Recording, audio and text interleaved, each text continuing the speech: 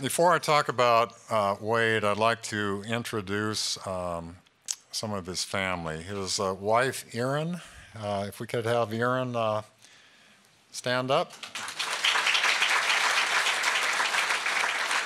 And Erin and Wade have two daughters, Courtney and Kaylee, and Courtney is here tonight. So if Courtney is here, if you could stand. Okay.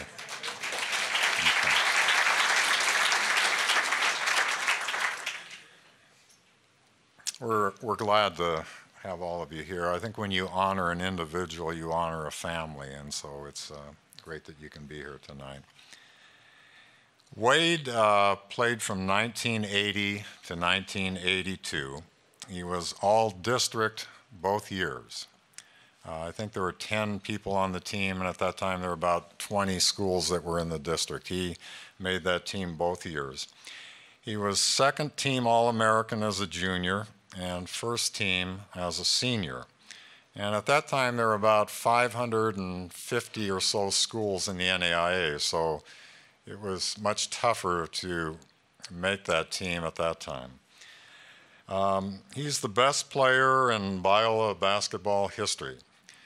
Now this covers some ground because we've had 40 guys that have played professionally different countries around the world. I'm sure that's more than a number of Division I programs have had. So we've had some very good players here, and if it was close, I would hesitate in saying this, but he is clearly, 31 years later, it's still the same as it was a year later. He's the best that we've had here in men's basketball. When John Wooden was alive, I used to ask him every 4 or 5 years, I'd say, how'd you have such great success? I was going to see if he gave me a different answer one of those times. But he never did. He always said, Dave, I had great success because I had great players. And I'm here to say that the day that Wade signed up with us, I know I became a much smarter coach. Wade was part of the best team that we've had in our history. We went 39-1 that year. Unfortunately, the one came in the national championship game, but he was a huge part of that team's success. He played in 62 games for Biola, and we won 59 of them. He never had a bad game. He was always ready to compete. He got double teamed a lot, so there were some games he didn't score as much as others, but then other people were left wide open because they had to focus so much on him. He recorded 10 double-doubles and broke the school record for scoring with 691 points and field goal percentage, and this is the amazing stat, 67.7. He averaged 17.1 points and scored 1,077 points. That 67% field goal percentage is still the best in program history. I'm sure nobody's even close to that.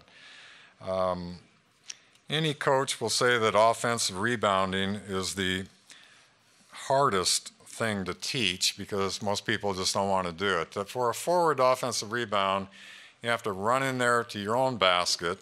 9 out of 10 times you're not going to get the ball because the defense is between you and the ball. But you have to go in there every time. Then you have to sprint 94 feet to the other end. So most people, when that shot goes up, they just cut out about 30 of those feet and go back on the other end. But Wade was that rare guy. I remember one coach, how'd you teach him to go to the offensive boards like that? And I said, well, it's just a lot of experience on him. No, he was that way when he got here. He told me in high school he played with a couple of selfish guards that never threw him the ball, so he learned if he wanted to score, he better go get it. So so we can't take any credit for teaching him that. He just did it from the day he got here. After Biola, Wade played 1 year in the National Basketball League of Australia, which is their highest professional league. It's really a really good league. He played for the Canberra Cannons, and they won the championship the year he played. He averaged 21.6 points and 10.5 rebounds. He was their best player at that level. As a player, he was smart, he was tough, and he was extremely competitive. He was also very unselfish. He could have scored even more points, but always waited for the high percentage shot, which explains why he still has the career record for that. And then he was great in big games. There were so many examples of that, but the first round game of our national tournament his junior year, everybody was nervous but him.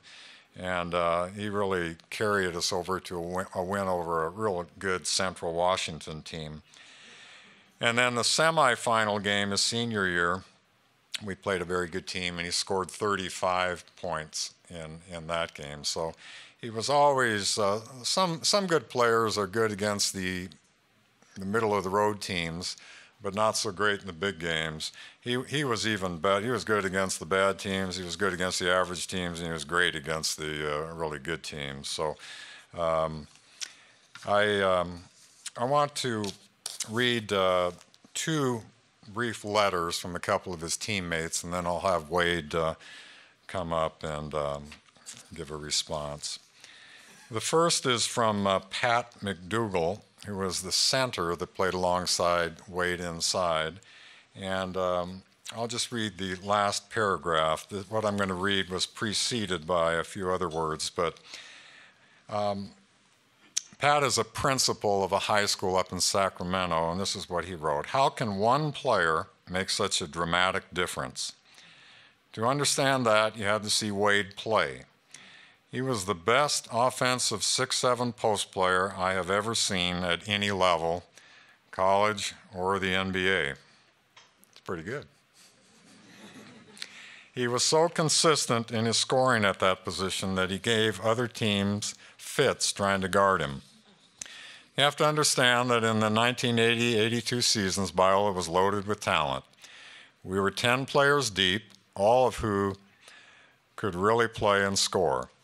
If Wade played on your typical or your average team, he would have scored 35 or 40 a game, no doubt in my mind. He was that good. From the day he became eligible, Biola went on a rampage, achieving an astounding record of 59-3 over the next 2 years, including a 39-1 senior season and national runner-up. I'm glad I never had to play against Wade, and it was an honor playing shoulder to shoulder with him for those awesome 2 years. And then the second letter comes from one of our captains that year,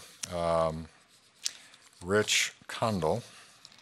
Rich Kundle, he's a pastor up in Northern California, and he was a point guard on our team that year.